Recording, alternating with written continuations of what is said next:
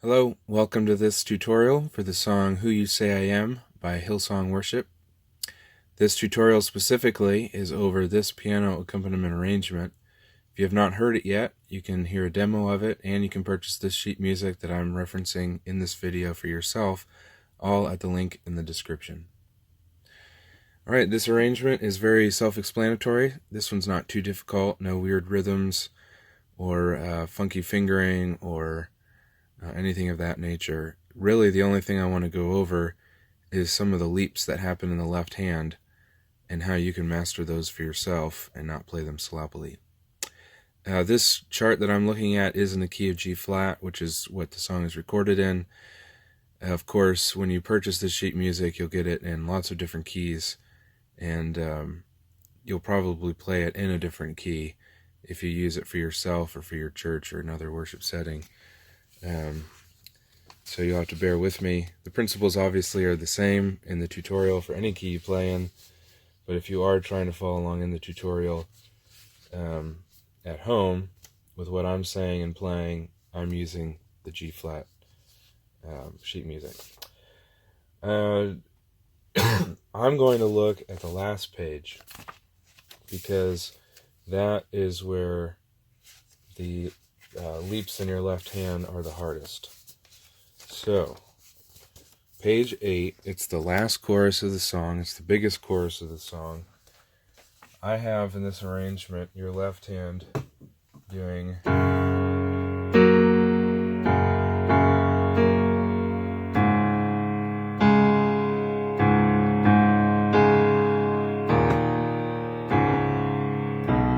that's kind of tricky. When you're playing that in the moment with your right hand, it's loud, you're playing at full speed. Those jumps up and down can quickly become sloppy, and you don't want that to happen. The best thing I can tell you, after having worked with myself to master movements like this and with other students, is to slow it down first and play it with your left hand alone, just like I demonstrated already.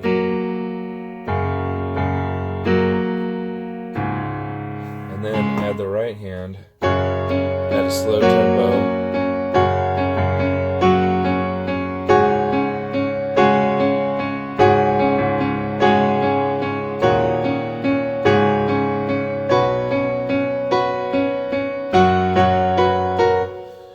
And then as you get comfortable with that, you can slowly speed it up.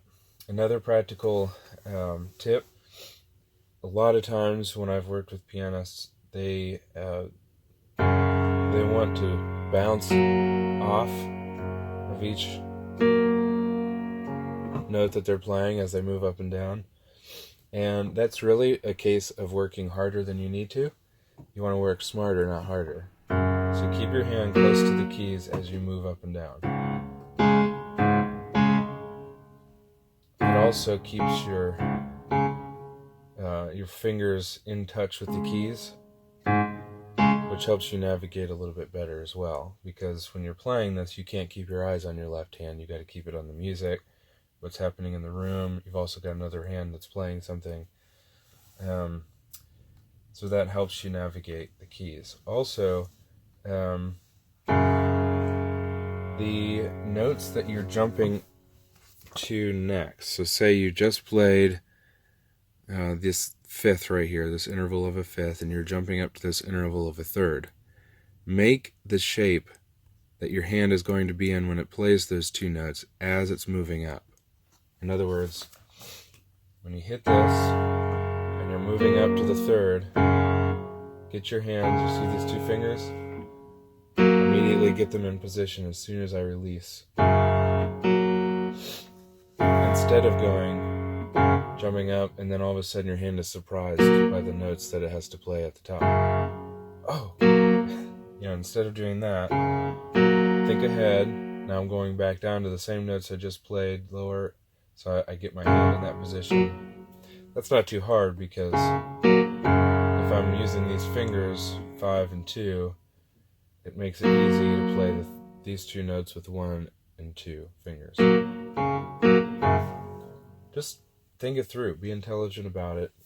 Don't just sit down at the piano and expect that on the service on Sunday morning you're going to play it flawlessly if you haven't played it flawlessly in rehearsal.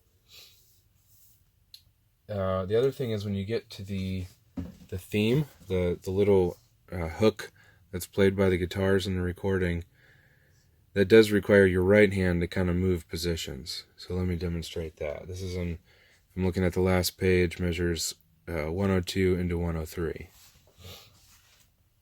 Your right hand is going...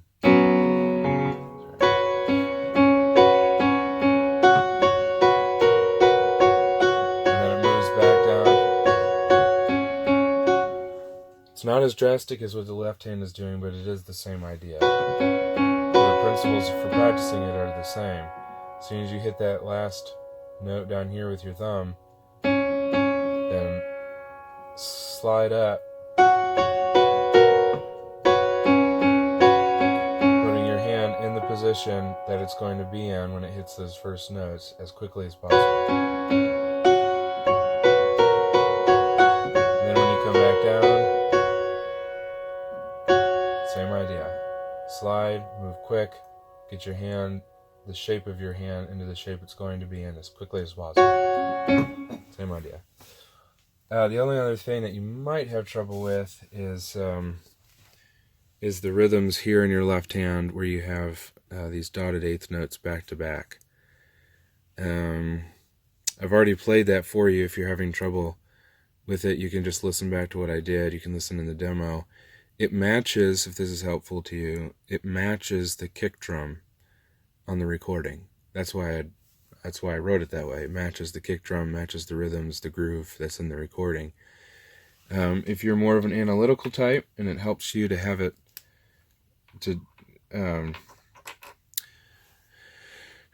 spelled out a little more mathematically, obviously the first notes land on the first beat of the measure. These notes land right in between these two. It's a 2 against 3 rhythm.